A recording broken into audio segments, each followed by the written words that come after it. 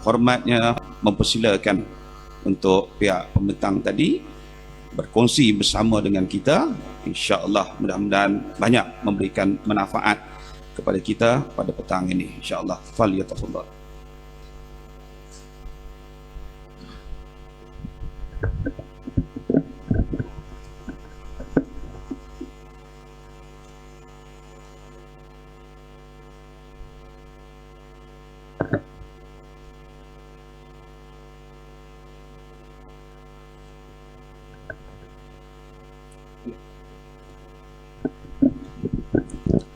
Assalamualaikum warahmatullahi wabarakatuh.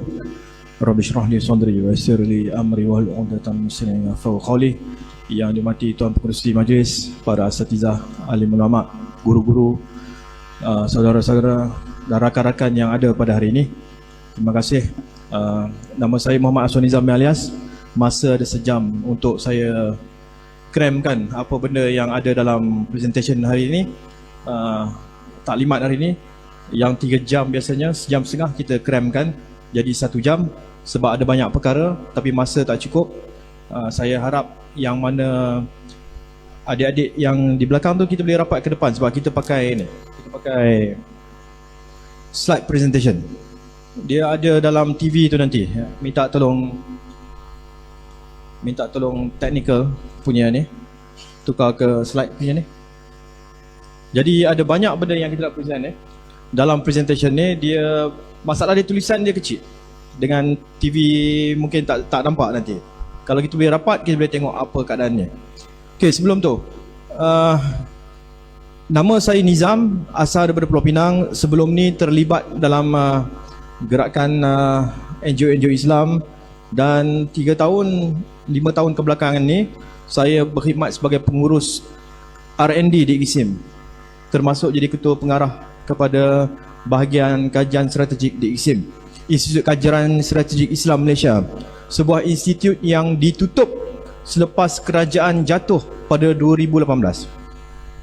Ini merupakan satu-satunya agensi Islam daripada 13 agensi. Di pusat dia ada 13 agensi Islam. Agensi saya yang ke-13, IKSIM, ditutup lebih kurang, arahan penutupan dia datang seminggu selepas kerajaan jatuh. Tapi alhamdulillah kerajaan yang menjatuhkan tu sekarang ni jatuh. Cuma tak tahulah saya nak hidup balik ke tak hidup balik, tak tahu. Dan juga pada Ustaz Alauddin, sahabat saya di ISR, Ustaz Engku sama dengan saya, Ustaz Engku Ahmad Fadil, sama-sama dibuang kerja. Sebab buat kerja-kerja yang kita nak bentangkan ni lah, dibuang kerja. Jadi yang berdepan dengan ustaz-ustaz, para ulama depan saya ni seorang penganggur lah. Penganggur depan ni. Tapi saya sebenarnya bukannya layak duduk depan ni untuk bercakap pada tuan-tuan lah. Saya cuma nak kongsi pengalaman saja, kongsi apa yang berlaku. Sebab masa tak cukup, kita terus ke presentation ni. Nombor 1,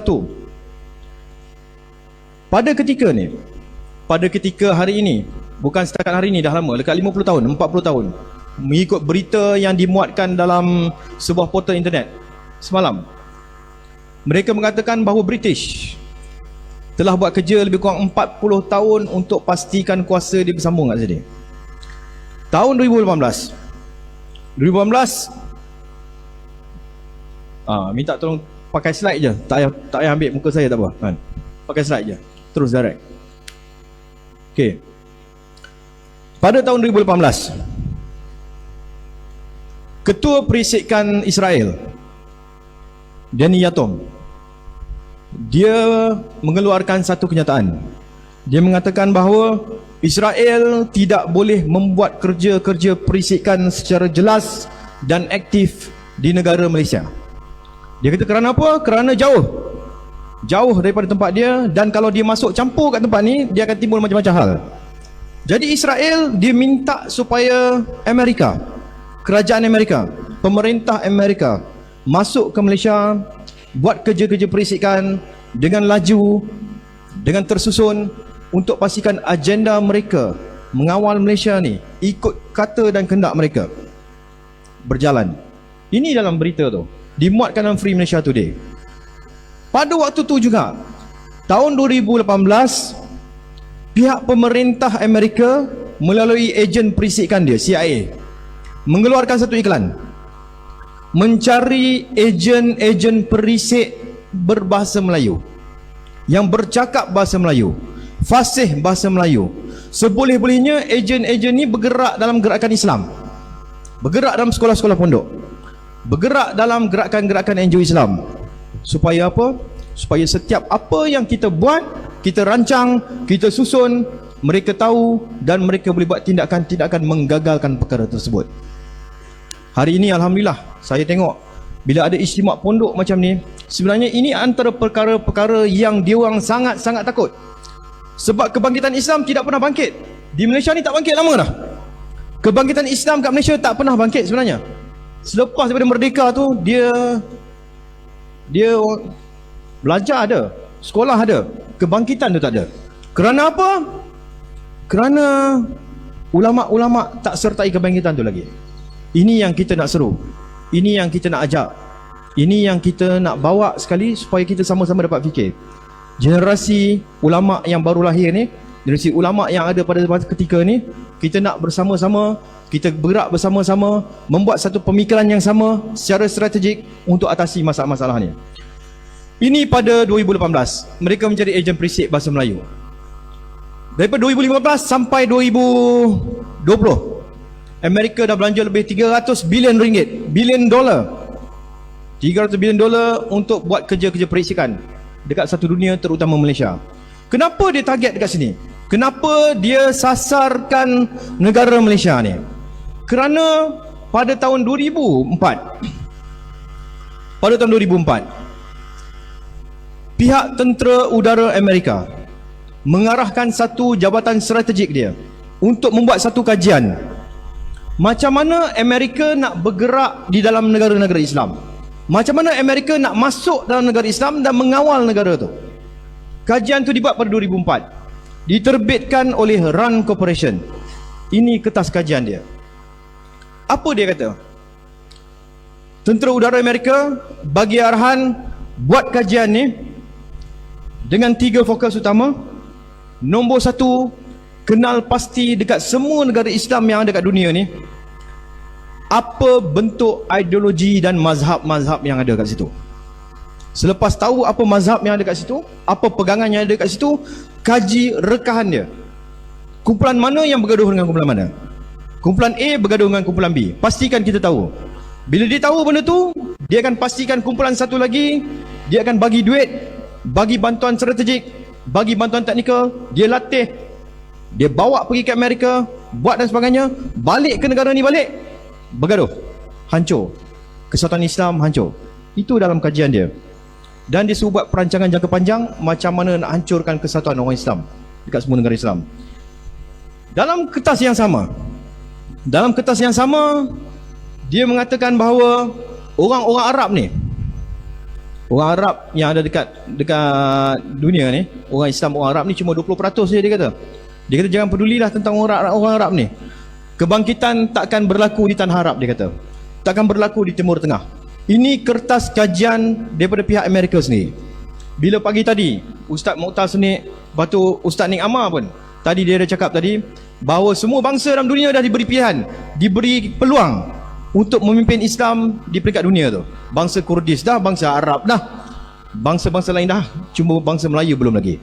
Dia kata mungkin satu hari nanti, silap-silap, mungkin dalam percaturan yang kita tengok sekarang ni, kemungkinan besar bangsa Melayu ni akan bangkit dan membawa gerakan Islam ni sampai ke pesada dunia, insya-Allah. Bukan kita saja percaya tentang benda tu, pihak Amerika pun percaya tentang benda yang sama. Ini dalam kertas kajian dia yang bahagian merah yang bawah tu. Kalau kita tengok bahagian merah yang bawah tu, dalam kertas tu yang ditulis pada 2004, dia kata kebangkitan Islam tidak akan berlaku di Timur Tengah, tapi kebangkitan Islam akan berlaku di Asia Tenggara. Asia Tenggara ni ada 3 je negara Islam. Nombor 1 Malaysia, nombor 2 Brunei, nombor 3 Indonesia. Jadi salah satu daripada negara ni akan terlibat atau ketiga-tiga ni sekali bergabung membangkitkan semangat Islam, dan Islam akan bangkit dari sini. Bukan kita kata. Kertas kajian pihak RAND Corporation ni. Lalu mereka buat macam-macam strategi, macam-macam benda lah. Dia bawa masuk ke Malaysia ni, dia bawa masuk macam-macam fahaman. Dia cuba nafikan 1100 tahun sejarah kita ni sebagai sebuah negara Islam. Bila merdeka pada 1957, habis merdeka 1957, negara ni, semua negeri bergabung, kita jadi sebuah negara yang dikenai Persekutuan Tanah Melayu. 1963 kita jadi negara Malaysia. Ini perkara 3 satu dalam perlembagaan persekutuan. Kita pun ada perlembagaan. Dalam perlembagaan menyatakan jelas negara ni negara Islam. Ramai yang tak tahu tentang benda ni. Bila ramai tak tahu negara ini negara Islam, maka kita serahkan kepada orang bukan Islam untuk tentukan siapa negara ni, apa negara ni. Pihak bukan Islam, dia kata negara ini bukan negara Islam. Kita kata negara Islam. Perlembagaan kata negara Islam. Tapi dia kata negara ini bukan negara Islam. Dia kata negara ini negara sekular. Sedangkan jelas dekat perkara 3 ni, Islam ialah agama bagi persekutuan, agama bagi negara ni. Yang di-Pertuan Agong, perkara 371, bersumpah. Saya tak tukar gambar Agong lagi. Berapa kali dah minta maaf, tak tukar lagi. Yang di-Pertuan Agong, setiap kali mana-mana Agong nak masuk, jadi yang di-Pertuan Agong dilantik, dia perlu bersumpah. Angkat sumpah. Ini sumpah dia. Kami Sultan Muhammad Kelima yang di-Pertuan Agong bagi Malaysia bersumpah dengan melafazkan wallahi wa billahi wa tallahi, dan lagi kami berikrar mengaku dengan sesungguh dan dengan sebenarnya memelihara pada setiap masa agama Islam. Dengar dengan jelas, semua orang boleh dapat dengar. Yang di-Pertuan Agong, bila dia bersumpah pegang jawatan tu, first kali dia kena buat, dia sumpah dengan nama Allah. Wallahi wa billahi wa tallahi. Dengan nama Allah dia bersumpah bahawa dia perlu memelihara Islam pada setiap masa. Bila-bila masa sekalipun dalam negara ni mesti pastikan Islam terbela, Islam terjaga, institusi Islam tidak dipinggirkan. Seharusnya institusi pondok ni mendapat bantuan penuh daripada kerajaan. Sepatutnya, sebab ini negara Islam. Perkara 12 dalam perlembagaan membenarkan negara ni menggunakan wang negara untuk membiayai institusi-institusi Islam. Itu hak kita dalam perlembagaan. Sekolah lain tak ada, vernacular tak ada hak, sekolah agama lain tak ada hak. Yang ada hak dalam perlembagaan perkara 12 tu institusi Islam saja. Jadi kita ada hak untuk minta, kita ada hak untuk tuntut. Tapi selama ni kita tak menuntut, ataupun kita tuntut tak dilayan. Tapi kali ni Allah dah bagi satu peluang lagi. Peluang kedua selepas kerajaan lepas dijatuhkan.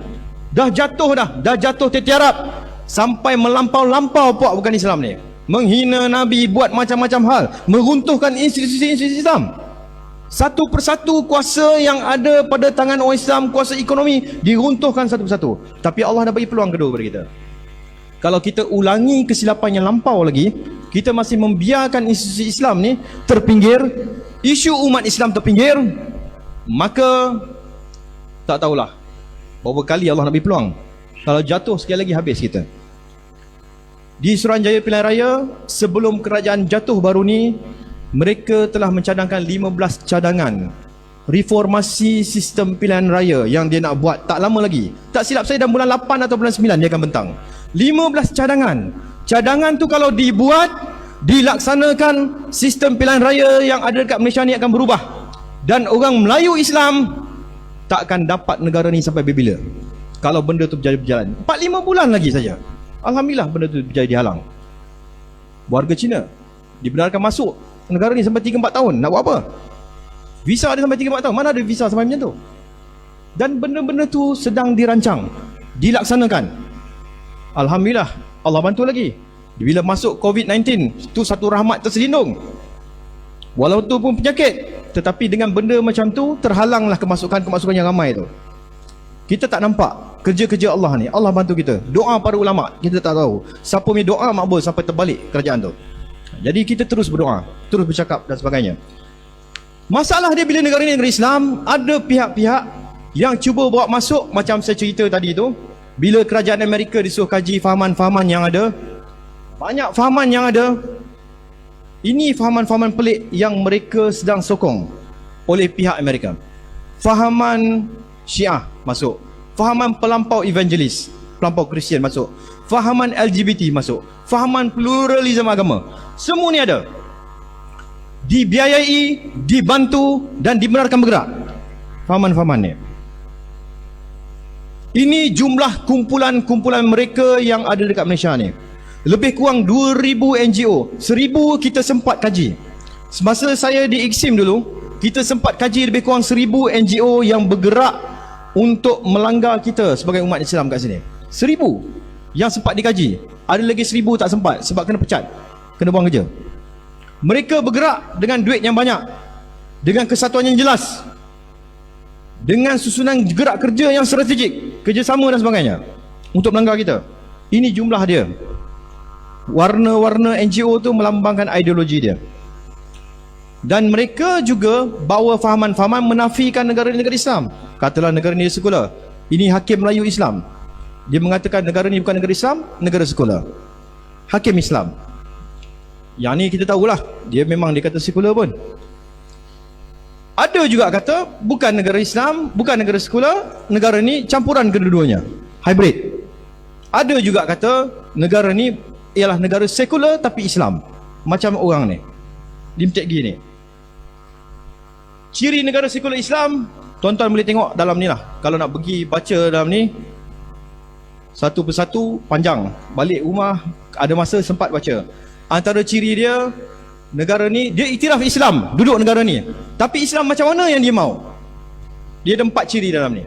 Salah satu ciri dia, Islam yang mesti menerima golongan LGBT tu, orientasi seksual tu. Kalau kata dia nak jadi maknya, benarkan dia jadi maknya. Itu negara Islam yang dia mau. Islam yang terbuka, Islam yang memberi ruang kebebasan kepada orang. Ciri-ciri ada 4 kat sini. Okey. Bukan setakat dia biayai benda tu, kumpulan-kumpulan Islam dalam negara ni seperti IRF ni, dia bawa masuk macam-macam fahaman sesat pula dalam Malaysia. Contoh dia yang ni, satu video ni saya nak tunjuk, yang kita pantau, yang dah kita cuba ambil tindakan pada 2017. Seorang tokoh daripada Indonesia bawa masuk ke Malaysia. Kita ada dengar sebelum ni yang kata fahaman Islam berpecah, ada yang bid'ah itulah bid'ah dan sebagainya. Sekarang ni dia bawa masuk satu fahaman daripada Indonesia masuk ke Malaysia, menafikan Quran yang ada pada hari ini ialah Quran yang sama dengan Quran yang ada pada Lauh Mahfuz tu. Boleh faham kan? Quran yang kita baca hari ini, selalunya orang petikai, kumpulan-kumpulan sesat ni kebanyakannya dia petikai tafsir dengan terjemahan Quran. Ini satu bentuk kesesatan baru pula dia bawa masuk, import ke Malaysia. Ni dekat Malaysia ni. Bawa masuk tokoh ni, dia bukan pertikaikan terjemahan tu. Dia bukan pertikaikan tafsir Quran tu. Dia pertikaikan Quran tu sendiri. Dia kata macam mana kita nak tahu Quran yang ada pada tangan kita pada hari ini ialah sebuah Quran yang sama dengan Quran yang ada di Lauh Mahfuz. Tanya saya pun saya tak tahu nak cek, kan? Kita percaya, kita yakin memang Al-Quran tak terjelas. Allah ada janji dalam Quran, takkan ada kebengkokan dalam Quran tu. Tapi dia tak percaya benda tu. Dia kata Quran daripada Lauh Mahfuz turun ke langit pertama, itu proses dia malaikat yang bawa. Bila malaikat bawa, dia tak ada penyimpangan, dia tak ada kebengkokan, dia tak ada tokok tambah, sebab malaikat bawa. Malaikat dia tak buat silap. Tapi bila malaikat sampai kepada Rasulullah SAW, Quran tu dah masuk satu proses yang dinamakan proses manusia. Bila masuk kepada manusia, manusia ni pelupa, dia kata. Bukan setakat pelupa, nak turun ke bawah lagi sampai ke generasi kita ni, berapa ramai, berapa ribu pelupa dah ada dalam tu. Dia kata takkan Quran tu boleh maintain Quran yang sama macam mana Jibril bawa itu. Ini hujah dia. Ini pikiran gila. Kalau anda baca, assume that alif itu ditambah, anda baca la bukan sebagai negation, tapi dengan pendek, maka menjadi lamu taukid. Maka ayat ini bisa kita baca seperti begini: Qul ya ayyuhal kafirun la a'budu ma ta'bud. Jadi artinya, wahai orang-orang kafir, saya sebenarnya menyembah yang kamu sembah, dan kamu pun menyembah yang saya sembah, dan kemudian seterusnya. Kendati demikian, kendati kita menyembah Tuhan yang sama, silakan kamu mengimani agamamu dan saya mengimani agama saya. Dan bacaan seperti ini secara ide, ya, secara idea, secara konseptual, ini dikonfirmasi dengan ayat Al-Quran yang lain. Apa dia kata tu? Dia kata dalam surah Al-Kafirun, bacaan yang kita baca sekarang ni, Bismillahirrahmanirrahim. Qul ya ayyuhal kafirun la a'budu ma ta'budun. Dia kata la penafian tu, lam alif penafian tu sebenarnya tak ada, dia kata. Alif tu ditambah oleh manusia. Dia kata sepatutnya baca Qul ya ayyuhal kafirun la a'budu ma ta'budun. Daripada la a'budu ma ta'budun jadi la a'budu ma ta'budun. Daripada kami tidak menyembah apa yang kamu sembah, jadi kami sembah apa yang kamu sembah. Nah, ini fahaman yang dibawa masuk ke sini. Atas kerja-kerja yang kami buat ni, memantau gerakan-gerakan ni dan mengambil tindakan menghantar kepada pihak berkuasa untuk diambil tindakan ke atas orang-orang ni. Maka bila kerajaan jatuh pada 2018 hari itu, tempat saya yang buat kerja pemantauan ni ditutup sebab dia nak supaya benda ni terus tersebar, rosakkan pemikiran masyarakat. Budak-budak muda dalam negara ni ramai yang sesat ikut kumpulan-kumpulan ni. Lebih kurang 300 program dah dia orang buat. 300 lebih program sejak 2012. Kita pantau setiap program ni sehinggalah kita dibuang kerja. Bukan satu, dia ada banyak bentuk kesesatan yang dia bawa. Salah satu daripada ini yang terbaru 2019. Apabila pengasas dan pengarah urusan dia, pengurusi dia, orang Pulau Pinang macam saya juga, dalam satu pertemuan bersama sebuah NGO daripada Amerika. NGO tu datang ke Kuala Lumpur, bertanya tentang perancangan mereka untuk tahun-tahun seterusnya. Salah satu perancangan yang dibentang pada 2019 baru ni 5-6 bulan lepas, dia kata kita nak ubah satu perkataan dalam perlembagaan tu. Perkataan dalam jadual ke-9 Senarai 2 tu. Dalam perlembagaan dia ada satu ayat di dalam perlembagaan tu memberi punca kuasa kepada kewujudan undang-undang syariah dalam Malaysia ni. Undang-undang nak wujud dalam Malaysia, dia mesti ada punca kuasa. Punca kuasa tu datang daripada perlembagaan. Punca kuasa kepada undang-undang syariah ada dalam Senarai 2 jadual 9 tu. Di situ ada satu ayat.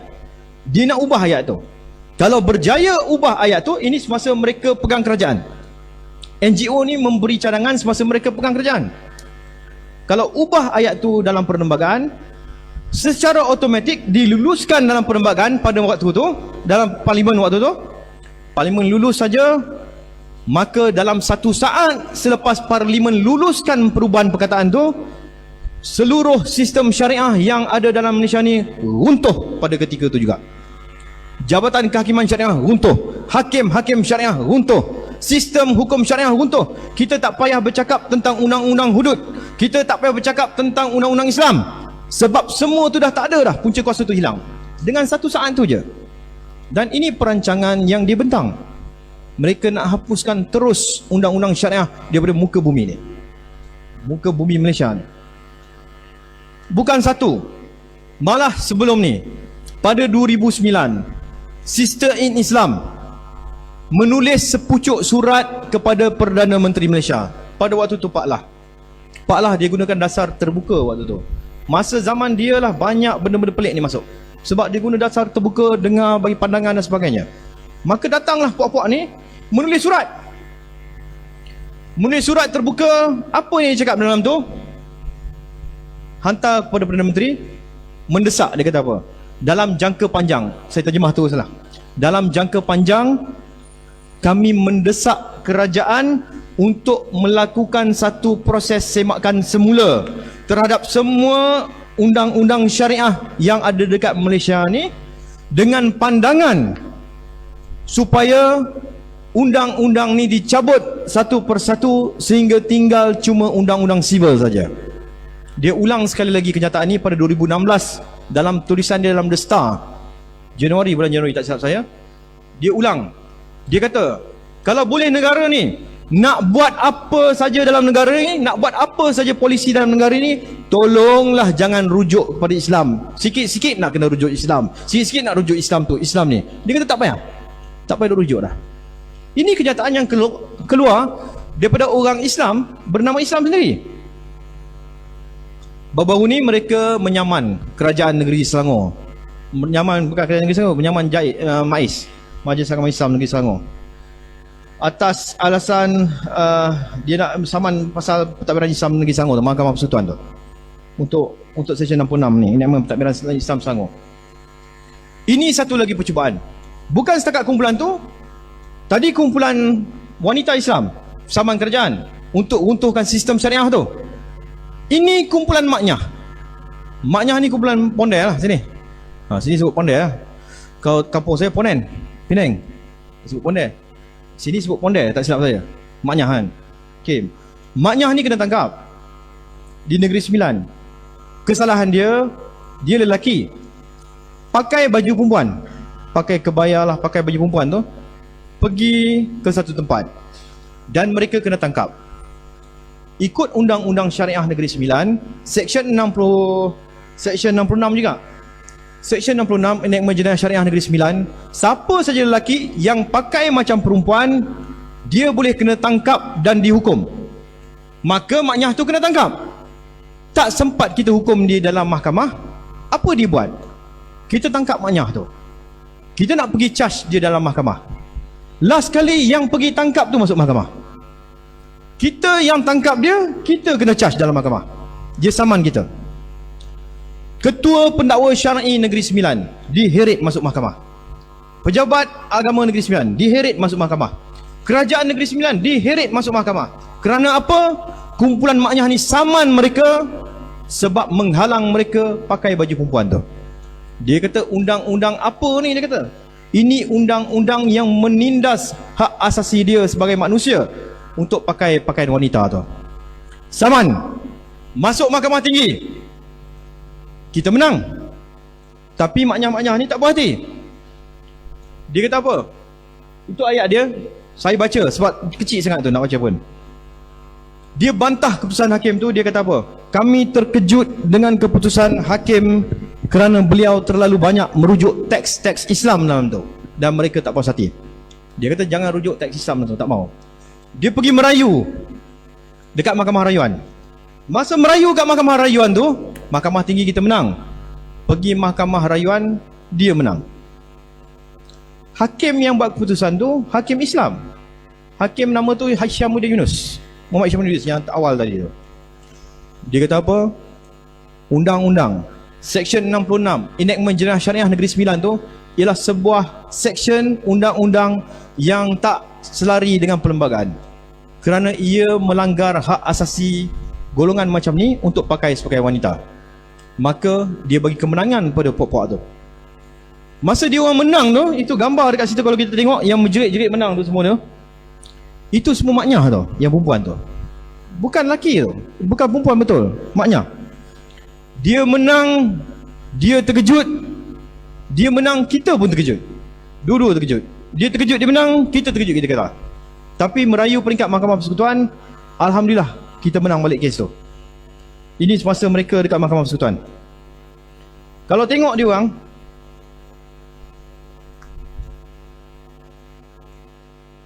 ini antara tuntutan-tuntutan kumpulannya. Cuba kita tengok apa tuntutan mereka. Ini jenis-jenis tuntutan yang mereka dah bawa sampai ke Geneva, ke PBB.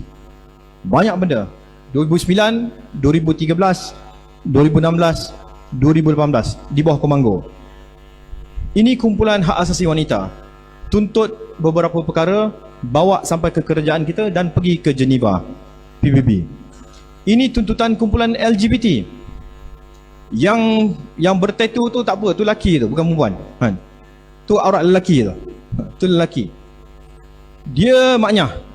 Mereka buat tuntutan supaya hak-hak mereka mesti dihormati. Ini laporan-laporan mereka ke PBB, Pertubuhan Bangsa Bersatu. Ini antara tuntutan yang mereka buat. Saya ringkaskan. Perkara 31, Islam sebagai agama negara. Mereka kata jangan tekankan. Dia kata negara ni negara sekular. Sumpah yang di-Pertubuhan Agong, dia kata itu untuk upacara rasmi saja, tak terlibat dalam pentadbiran negara dan sebagainya. Lepas tu antara perkara lagi dituntut dekat situ ialah perkara 82 ni. Dia buat perkara 8.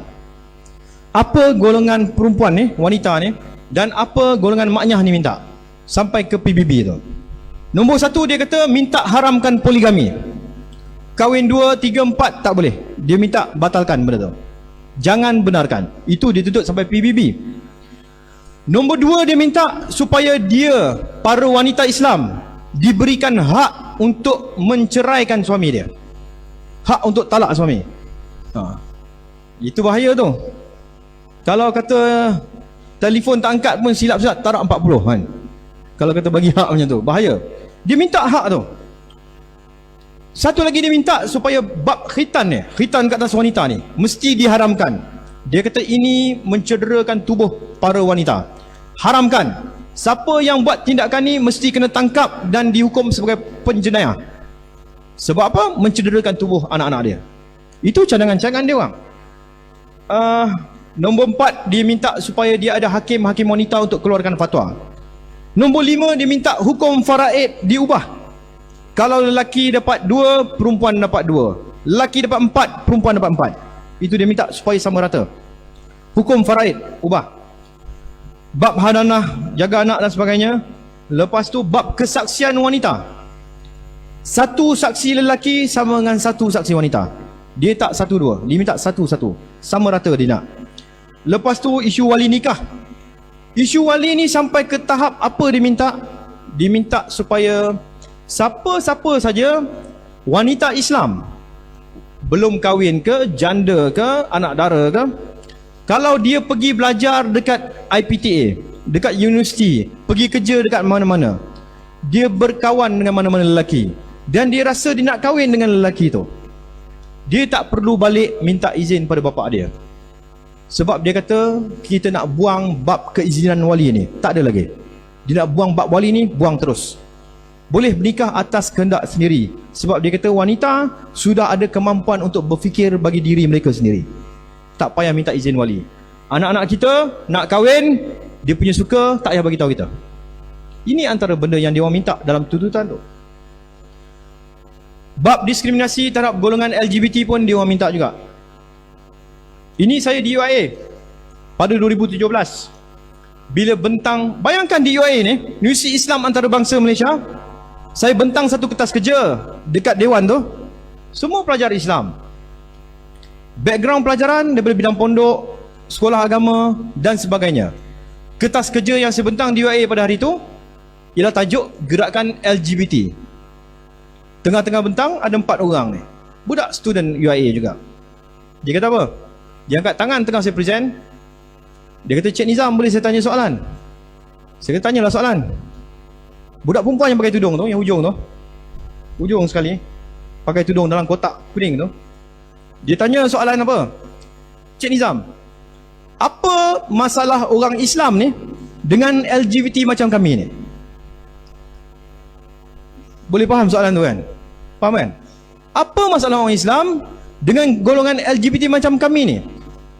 Saya terkejut dekat situ sebab yang bertanya soalan tu pada saya ialah seorang perempuan student Universiti Islam pakai tudung dalam dewan kuliah tu.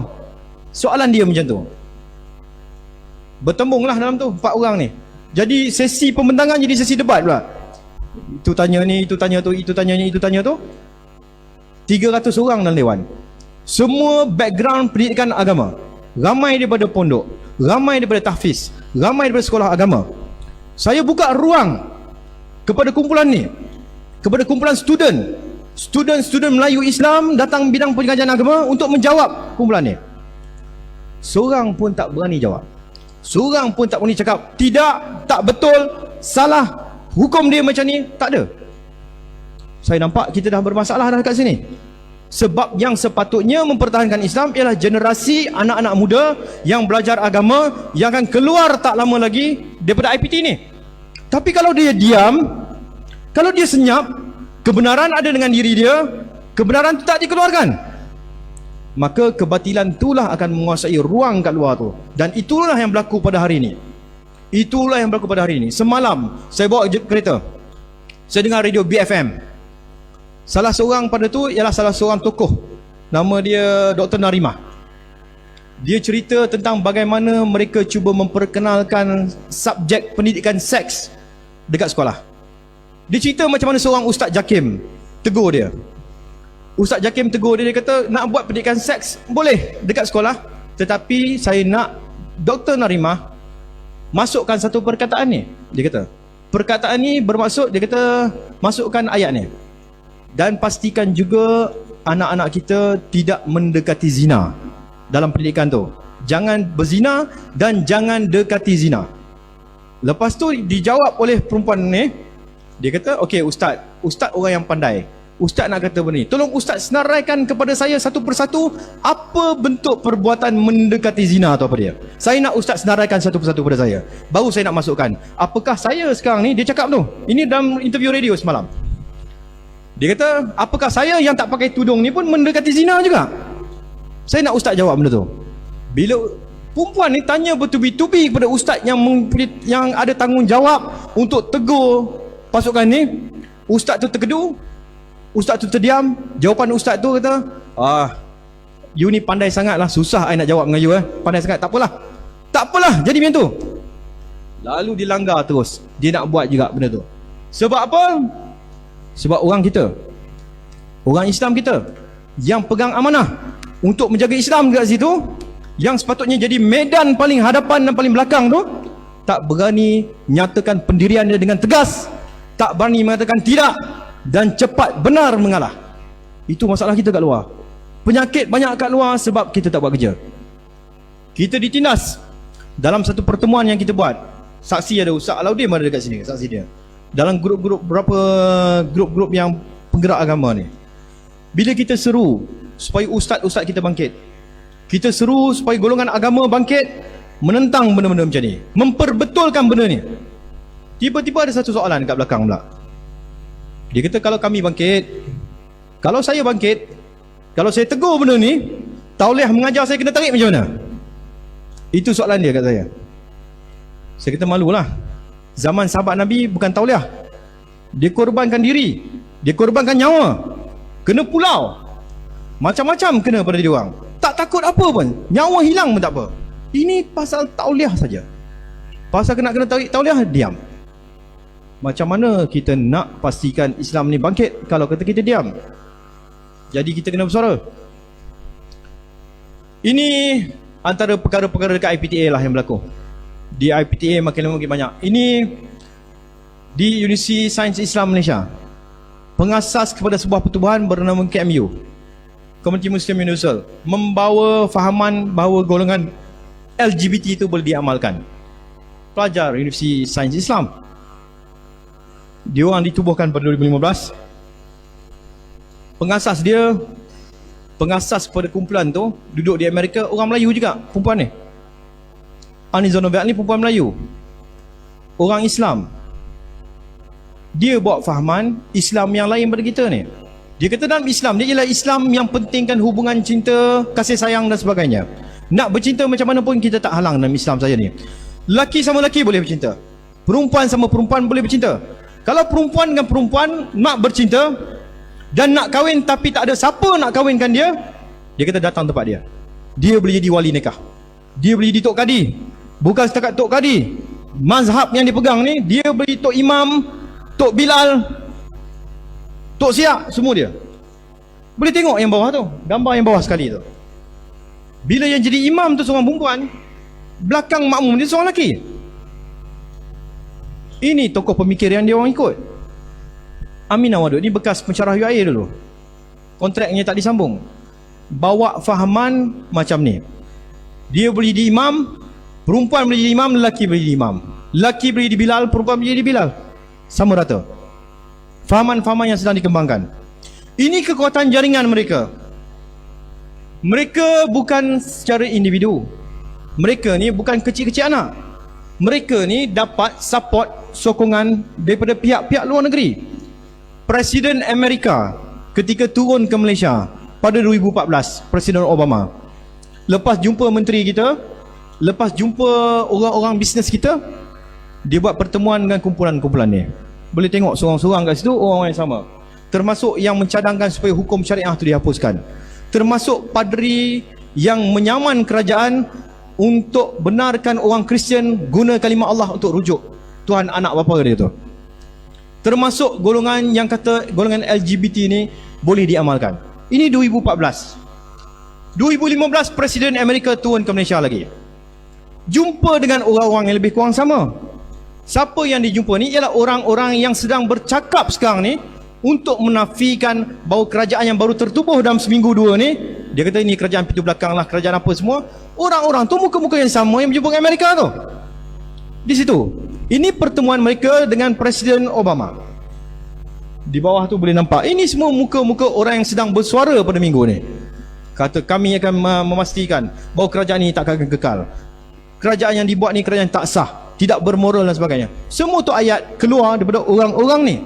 Orang-orang yang telah bekerjasama dengan pihak-pihak Amerika, yang mendapat dana daripada pihak-pihak mereka untuk pastikan kuasa tu dipegang oleh boneka-boneka mereka dekat sini. Ini dia orang. Termasuk yang tengah ni, Presiden Persatuan Maknyah Malaysia. Dalam bulat tu, Presiden Persatuan Maknyah tu lah, Justice for Sisters. Kenapa dia sampai Presiden Amerika nak jumpa dia? Sebab dia ada kekuatan. Melalui statement, kenyataan yang dibuat, jumlah maknyah dekat Malaysia ni, kenyataan yang dibuat 70,000 orang. Maknyah saja 70,000. 70% daripada 70,000 maknyah ni ialah maknyah berbangsa Melayu. Berpuluh ribu maknyah Melayu ni. Ini semasa dia dapat anugerah oleh Setiausaha Negara Amerika John Kerry 2016. Anugerah Wanita dengan Keberanian 2016. Bukan wanita pun. Amerika buat satu hari yang dinamakan sebagai Hari Nisha Ayub. Kita ni ada hari raya, hari kebangsaan. Di Amerika ada Hari Nisha Ayub. Sambut dia, angkat dia, lambung dia sampai tahap macam tu. Bagi award, bagi anugerah dan sebagainya kepada dia. Ini pun dapat anugerah. Semua orang kenal dia. Ini pun dapat anugerah. Sistem Islam, kerajaan Perancis bagi anugerah pada dia. Tadi kerajaan Amerika bagi anugerah. Ini kerajaan Amerika bagi anugerah pada Amiga. Ini United Nation, PBB bagi anugerah pada dia. Anugerah demi anugerah ni diberi ialah supaya komuniti antarabangsa menyokong dia orang ni. Kalau jadi apa-apa pada dia, kerajaan ambil tindakan ke atas dia, kerajaan tangkap dia di atas undang-undang sedia ada, maka tekanan-tekanan antarabangsa akan dihalakan pada negara ni.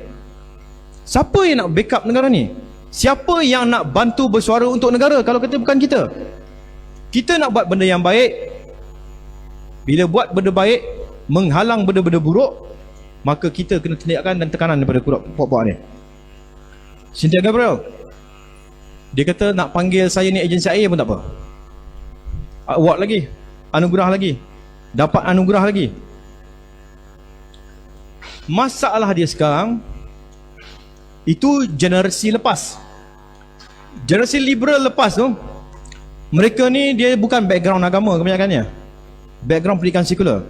Tapi pelapis-pelapis dia yang sedang disediakan pada ketika ni, mereka datang daripada kumpulan-kumpulan yang berasal daripada sekolah-sekolah pondok, sekolah agama, sekolah tahfiz dan sebagainya. Kerana apa? Kerana mereka tahu bahawa masa depan nanti budak sekolah pondok ramai. Jadi nak berhadapan dengan sekolah-sekolah pondok ni yang ada ilmu-ilmu agama yang cukup kuat ni, maka dia mesti ada ketumbukan yang sama kuat datang dari sekolah agama juga. Itu jadinya kepada ramai budak-budak kita sekarang ni, ada yang murtad, ada yang ikut kumpulan liberal, ada ikut kumpulan sesat. Banyak dari mereka hafaz Quran sampai 30 juzuk pun ada. Contoh dia dekat sini, budak ni hafal Quran 30 juzuk. Seorang hufaz bergerak dengan NGO yang nak meruntuhkan undang-undang Islam tadi tu. Ini Muhammad Badrul Nizam, Muhammad Redha, bekas pelajar sekolah agama, sekolah Izzuddin Shah di negeri Perak, murtad masuk Kristian jadi padri. Budak sekolah agama murtad. Numan Afifi, dia ni bekas sekolah Ma'had di negeri Perlis, Ma'had, dan kemudian dia mengajar di Ma'had. Sekarang ni dia jadi kepala kumpulan LGBT Melayu ni. Pejuang LGBT sampai ke tahap bukan kecil-kecil punya pejuang ni, sampai ke PBB, Pertubuhan Bangsa-Bangsa Bersatu. Dia bentangkan kes, dia bentangkan rayuan kepada pihak berkuasa Bangsa-Bangsa Bersatu tu untuk beri tekanan kepada Malaysia ni sebab kita menghalang golongan LGBT. Dia bukan daripada kumpulan Mak Rempit ni. Dia bukan dari kalangan orang yang tak sekolah tu. Dia bukan dari kalangan budak-budak sekolah kebangsaan tu. Yang jadi kepala LGBT ni ialah bekas pelajar Ma'had yang kemudian mengajar di Ma'had. Apa jadi sekarang? Yang ni belajar di Universiti Islam, promote LGBT dengan kumpulan dia. Yang ni kawan saya sendiri, bekas sekolah menengah Kebangsaan agama Al-Masyur lelaki Pulau Pinang. Saya Al-Masyur, dia pun Al-Masyur, satu batch dengan saya. Umur 43 tahun sama dengan saya. Murtad masuk Kristian. Sekarang ni tengah jadi padri. Ini budak yang tadi tu. Ini budak yang nama Benjamin Stephen. Tengok apa dia cakap.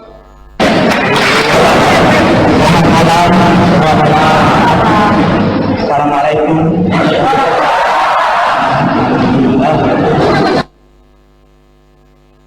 Malam hari ini dengarkan baik-baik mesej Tuhan. Saya membawa 3 mesej supaya kerajaan Tuhan dimuliakan, supaya nama Tuhan ditinggikan, dan supaya kerajaan setan iblis dikalahkan. Amin.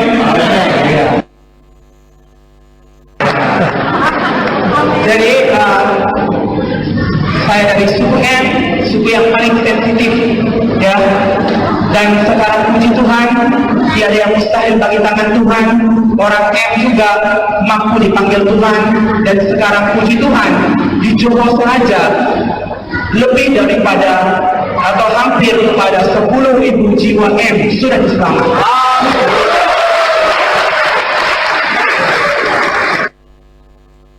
Itu dia. Dia mengatakan benda tu, dia bercakap di sebuah gereja di Sarawak. Cakap dia macam Indonesia, tapi dia budak Perak. Dia bekas pelajar sekolah Izzuddin Shah tu. Murtad masuk Kristian jadi padri. Ini kawan saya sendiri. Murtad berkahwin dengan isteri dia murtad dulu. Kemudian isteri dia ajak dia murtad, dia tak mau murtad lagi. Bincang punya bincang, sebab isteri dia ugut, berpisah. Kalau kata tak mau ikut dia, berpisah. Last kali dia ambil satu keputusan, dia dengan 5 orang anak dia murtadkan 5 anak dia. Dengan dia sekali murtad, dengan bini dia murtad, 7 orang serang dekat Australia. Murtad masuk Kristian. Tengah belajar nak balik ke sini jadi padri. Budak sekolah agama. Kawan saya sendiri. Bukan kawan-kawan ni, kawan sendiri. Ni, isteri dia kata, yang murtad ni bukan sikit, dia kata ramai sebenarnya. Yang murtad ni dah ramai. Cuma undang-undang tak benarkan kami murtad secara rasmi. Sebab tu dia buat banyak kes. Sebab tu Vatican menghantar kumpulan tentera rahsia dia. Vatican ada tentera rahsia. Dia ada panggil apa, Secret Order of Malta tu. Hantar dengan projek-projek rahsia dia masuk ke dalam Malaysia ni untuk runtuhkan sistem undang-undang yang ada dalam ni, supaya membenarkan orang Islam boleh berkahwin dengan orang bukan Islam tanpa perlu tukar agama. Dan nombor 2, dia minta supaya semua undang-undang syariah yang ada dalam Malaysia ni diruntuhkan satu-satu. Dia sedang buat dengan rancak. Cuma dokumen-dokumen tu tak boleh dikeluarkan je. Nanti tunggulah satu masa, mungkin kerajaan benarkan dokumen tu keluarlah. Kan?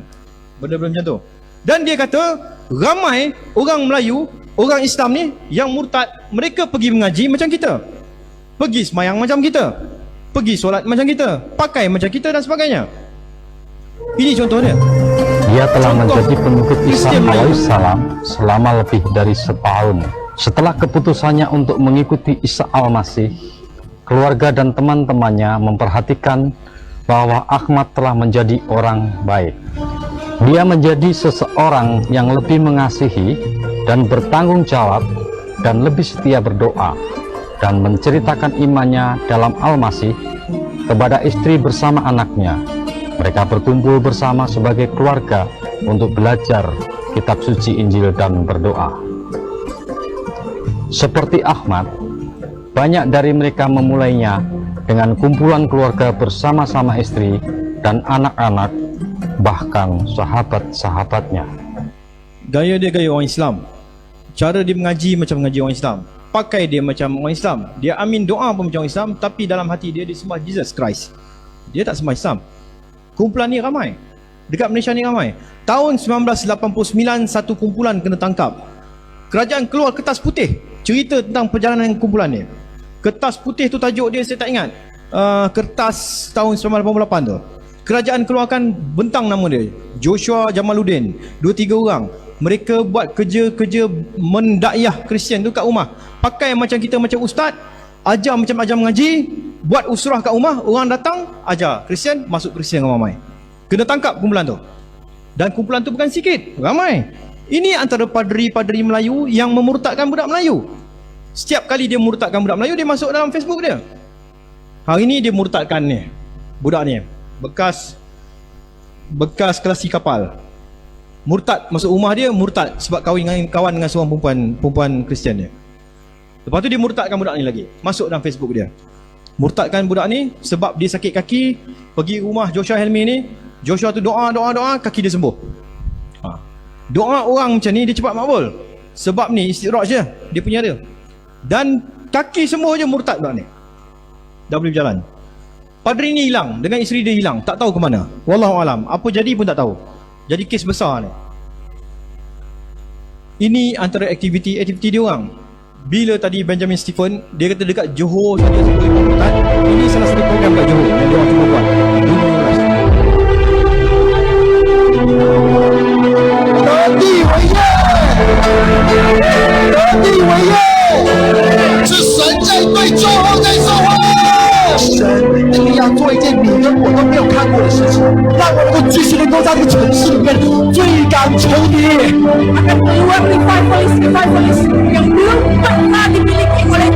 I'm breaking up the giant of Asia, Malaysia church.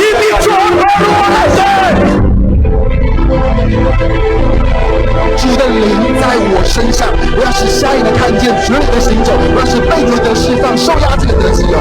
Healings and deliverances are definitely going to occur when we pray in Jesus' name. 是的，主啊，多少人你相信？Jehovah Jesus, Jehovah Jesus,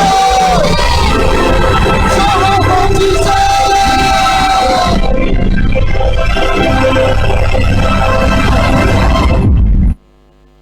Itu acara yang dia buat di Johor 2015. Tak berjaya buat sebab kita dapat tahu awal. Bayangkan acara tu, tajuk acara tu dia nak buat satu perhimpunan besar-besaran kumpulan Kristian di tengah-tengah Johor Bahru. Berpuluh ribu orang akan berkumpul. Tajuk himpunan saja pun dah menghasut. Tajuk himpunan dia apa? Take possession of the land. Rampas negeri tu. Tajuk dia rampas negeri tu. Allow me to chase away the enemy from the city. Dia kata ucapan-ucapan dalam video tu. Izinkan aku untuk halau keluar semua musuh-musuh kita daripada pekan ni. Siapa yang dia nak keluar ni? Buatlah acara lain. Kenapa nak buat acara dengan sebut benda-benda macam ni? Kemudian yang kat hujung video tadi tu dia menjerit-jerit, Joe for Jesus, Joe for Jesus, Joe for Jesus. Kalau dia sebut Kelantan untuk Jesus, setuju ke? Tentu kita tak setuju. Dan itu yang dia orang buat. Dan kita berjaya halang. Masa tu saya punya tim nasib baiklah. Tim saya tak balik raya lagi time tu, ni bulan puasa. Kita duduk, saya tulis satu laporan, hantar ke Istana Johor petang tu juga. Alhamdulillah Istana Johor respon dengan cepat. Dalam tempoh 4 jam dah respon. Tengku Mahkota Johor, dia bagi amaran. Dia kata kepada kumpulan yang duduk daripada luar Johor ni, jangan buat kacau dalam negeri Johor. Alhamdulillah, kita ucap terima kasih lah kepada Istana Johor yang sangat cepat dan sangat pantas. Tapi kumpulan ni dia punya cerdik dia tak buat tempat terbuka, dia pergi buat tempat tertutup pula. Dan dia orang ni tak pernah berhenti, tak pernah stop sampai hari ni. Ini dia gunakan tekanan-tekanan antarabangsa. Dia bawa pergi ke peringkat antarabangsa, minta kumpulan-kumpulan Kristian dunia, banyak pertubuhan Kristian mendesak PBB tekan negara ni supaya beri hak untuk orang-orang Melayu yang masuk Kristian dapat murtad dan sebagainya. Ini mereka dekat PBB. The Zohar statement is delivered on behalf of ADF International, the World Evangelical Alliance, and the Ethics and Religious Liberty Commission of the Southern Baptist Convention.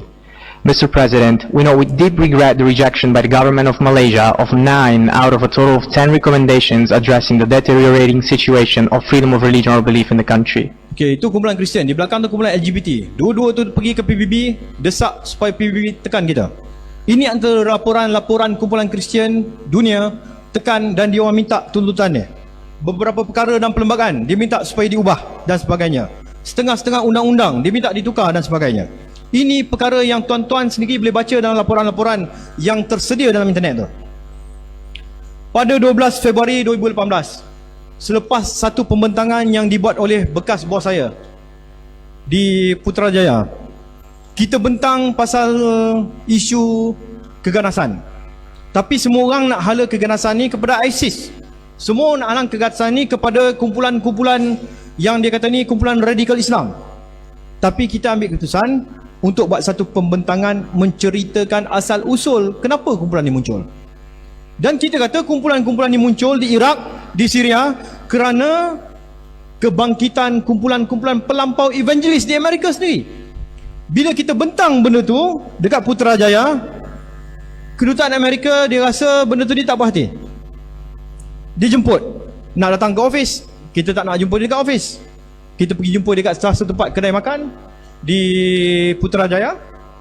Saya, bekas bos saya dengan seorang lagi pegawai jumpa dia, bersembang-sembang dengan dia. Dia cakap lembut, tetapi dia kata kami mendapat banyak laporan daripada kumpulan-kumpulan NGO bukan Islam yang kerja-kerja kamu buat ni menjejaskan mereka. Dia kata macam tu, lembut. Dia kata kamu perlu beri hak kepada mereka untuk bercakap dan sebagainya, untuk buat aktiviti dan sebagainya. Kita kata kepada dia, tak ada masalah, nak buat aktiviti tak ada masalah, tapi jangan sampai buat aktiviti nak menggulingkan negara, nak tukar negara ni jadi negara Kristian dan sebagainya. Itu tak boleh. Nak buat aktiviti agama, dia punya pasal. Lepas tu dia kata kumpulan-kumpulan yang kata nak ubah negara ni negara Islam ke negara Kristian, benda tu tak wujud. Kumpulan pelampau evangelis yang nak menggulingkan pemerintahan tu tak wujud, dia kata. Tak ada. Lalu kita kata balik pada dia. Kita cakap pada dia, takkan kami nak bentang benda-benda yang tak ada bukti? Takkan kami nak bentang benda-benda yang tak ada dokumen untuk kita support, sokong dan sebagainya? Saya tunjuk pada dia video ni kemudian. Saya kata, tuan sendiri nilaikan video ni. Apa yang mereka cakap? Apa yang mereka buat? Selari ke tak selari dengan apa yang kami cakap, bahawa dah terdapat kumpulan-kumpulan pelampau ni dah mula bercakap untuk menggulingkan pemerintahan Islam dalam Malaysia ni. Ini video dia. Sekejap lagi. Ini video dia. Any other cities represented here? Negeri Sembilan, and in Jesus' name, I bring the Minangkabau spirit in and I say, the people in Negeri Sembilan will come to Jesus.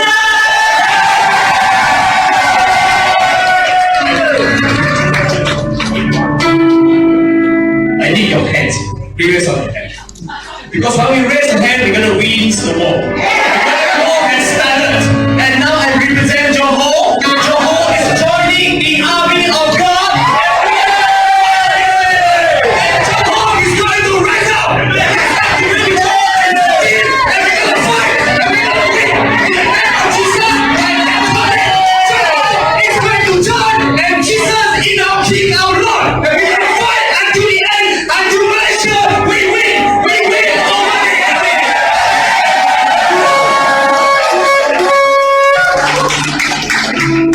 King, our Lord. Lord, we thank you that your government has shifted into Putrajaya yesterday. We declare that Putrajaya belongs to Jesus. And Lord, your hosts of armies of angels have moved into Putrajaya. We say together, in the name of Jesus, the King of Kings and Lord of Lords, the government of Malaysia shifts now.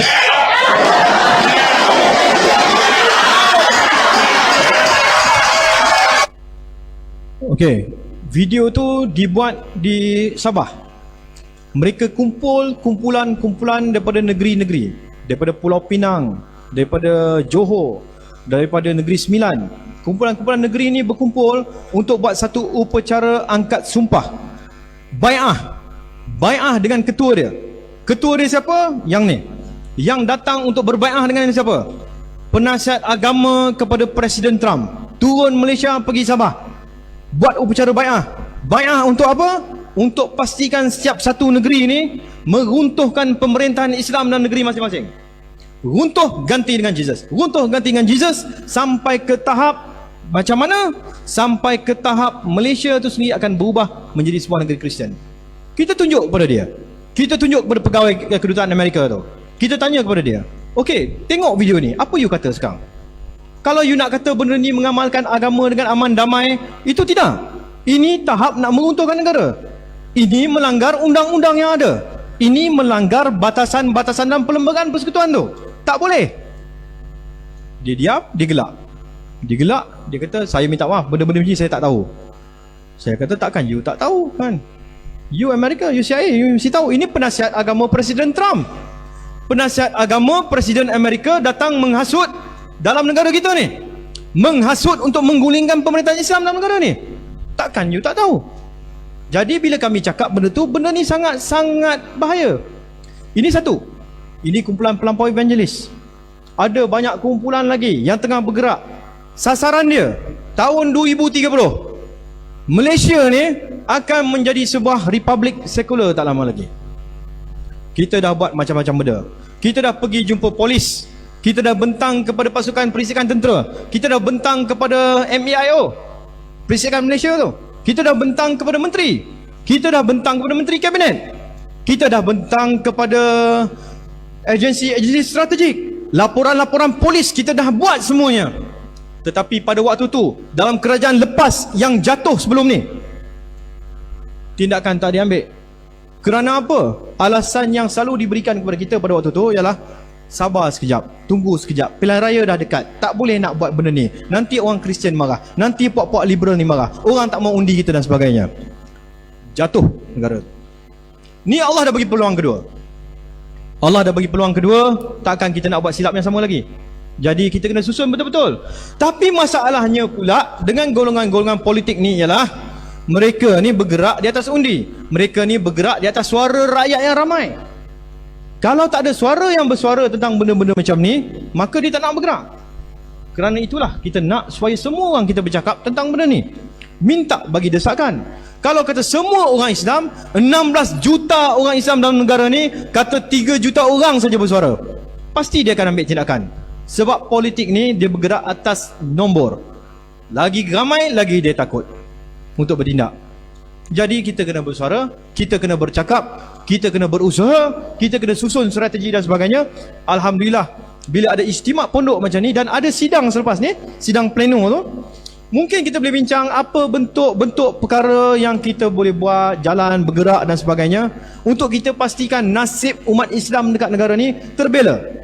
Nasib golongan-golongan orang Islam, golongan pondok, golongan pelajar-pelajar pondok akan dibentuk sebagai satu kuasa yang menjadi kuasa pendesak, supaya undang-undang dihormati, supaya perlembagaan tu tak ada orang langgar. Itu yang kita boleh buat dan cuba buat. Selain pada jumpa agensi-agensi tu, saya sendiri dah berjumpa dengan Raja-Raja Melayu. Ini laporan-laporan polis yang kita buat, pembentangan yang kita bentang kepada Majlis Kebangsaan Halal Islam dan sebagainya tentang perkara ni, termasuk kita jumpa Sultan Abdullah sendiri. 3 kali kita jumpa dia, tapi sebelum dia naik jadi Tuan Agong, kita bentang pada dia. Kita bentang, kita kata, tuanku, masalah ni makin lama makin besar, tolonglah ambil peduli. Dan dia bagi nasihat satu je pada saya. Dia kata Raja-Raja Melayu ni tidak boleh bergerak atas kehendak dia. Dia tak boleh suka-suka hati nak pergi bergerak macam tu. Dia kena bergerak atas kehendak rakyat. Kalau rakyat 10 juta orang Islam bercakap kami tak mau benda ni berlaku, maka mudah untuk dia bertindak. Dia kata mudah untuk dia bertindak sebab rakyat yang mahukan benda tu. Jadi kita kena gerakkan. Itu sajalah yang kita boleh mampu dan buat dan usahakan pada masa ni. Sebenarnya masa dah habis dah tu, dah 4-5 minit dah. Banyak lagi nak cerita ni. Saya ada usahakan bersama Ustaz Alauddin satu bentuk program kita buat eksperimen di Ma'had Tahfiz dia. Nama dia Madrasah Strategik. Kita ajar budak-budak pelajar tahfiz ni, selain pada belajar kitab-kitab biasa dia belajar, saya pada menghafal Al-Quran yang macam biasa tu, kita ajar ilmu-ilmu strategik kepada dia. Macam mana nak berdepan dengan kumpulan-kumpulan dia, macam mana bila dia keluar nanti, macam mana dia akan boleh bertindak sebagai seorang lelaki, seorang hafiz, seorang ulama yang terkehadapan. Pergi mana pun dia duduk di mana pun, bila dia duduk kat taman tu, maksiat taman tu hilang. Dia mesti bertindak, dia mesti berani bercakap, dia mesti berani menjalankan amar ma'ruf nahi mungkar, dia mesti tak takut taulah dia kena tarik. Itu benda yang kita cuba terapkan dan ajar sekarang ni dan buat. Tapi tak sempat nak bentang program ni, mungkin dalam sidang pleno tu nanti insya-Allah kita sempat bentang. Saya minta ampun dan minta maaf kalau ada terkasar bahasa dan sebagainya, kalau ada tersilap kata dan sebagainya. Terima kasih kepada tuan-tuan, kepada ustaz-ustaz dan sebagainya. Semua yang ada di sini saya nak serah pada ni. Kalau nak berhubung, tuan boleh call nombor dia. Ini nombor saya. Jangan WhatsApp sebab WhatsApp tak ada. Saya tak ada WhatsApp ni. telefon je, ataupun boleh pakai nombor Ustaz Lauddin. Nak WhatsApp Ustaz Lauddin. Boleh ambil nombor ni lah, insya-Allah. Terima kasih. Assalamualaikum warahmatullahi wabarakatuh. Assalamualaikum.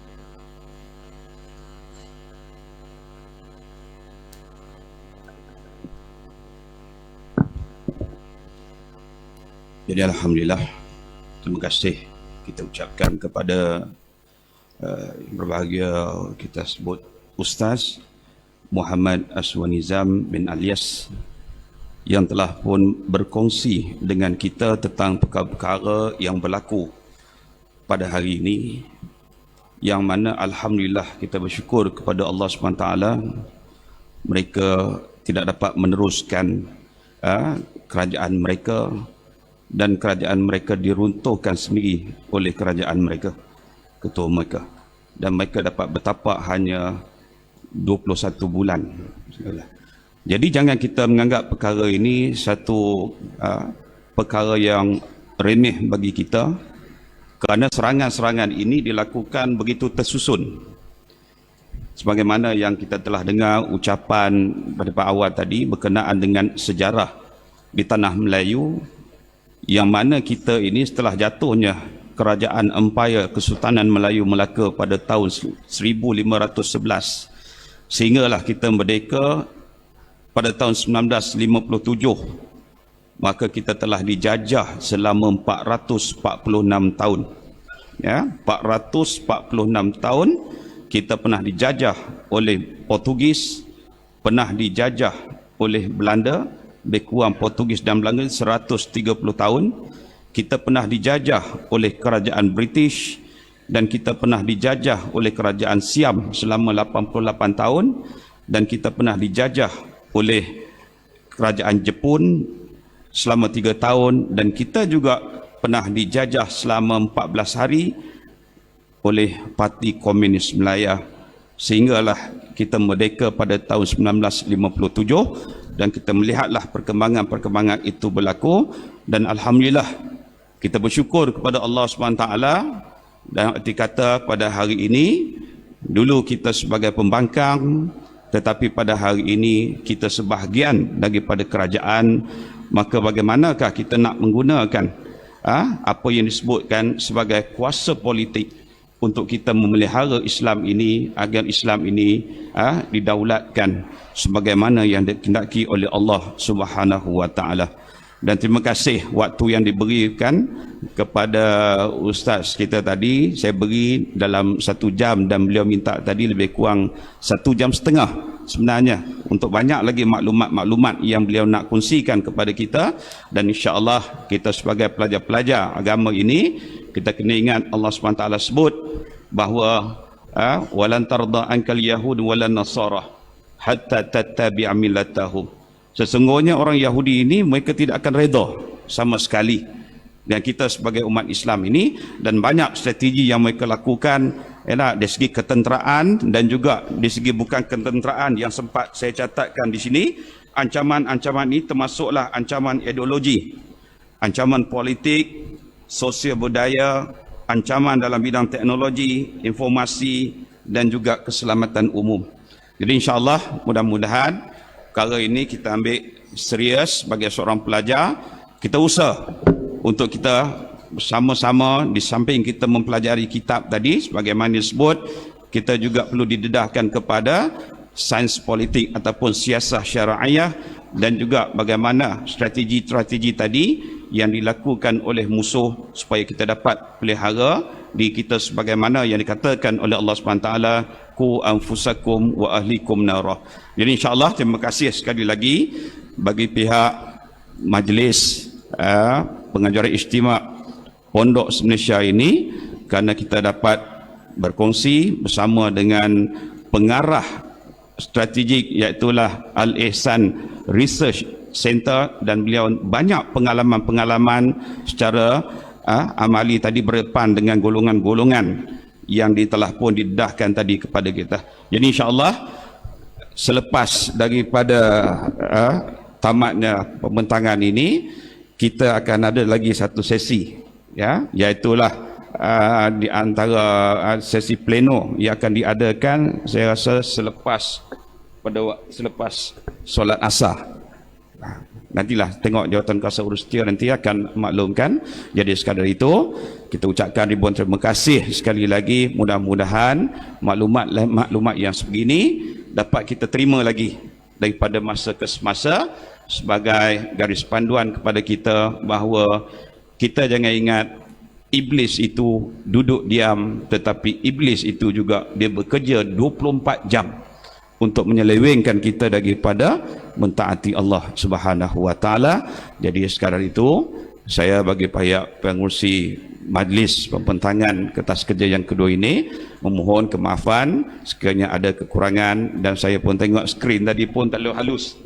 Ada saya ingat skrin besar tu. Jadi senang. Jadi halus tu ke belakang tak berapa nampak. Jadi insya-Allah lah kita ni. Sekarang itu aku qauli hadza wa astaghfirullahal azim li wa lakum. Assalamualaikum warahmatullahi wabarakatuh.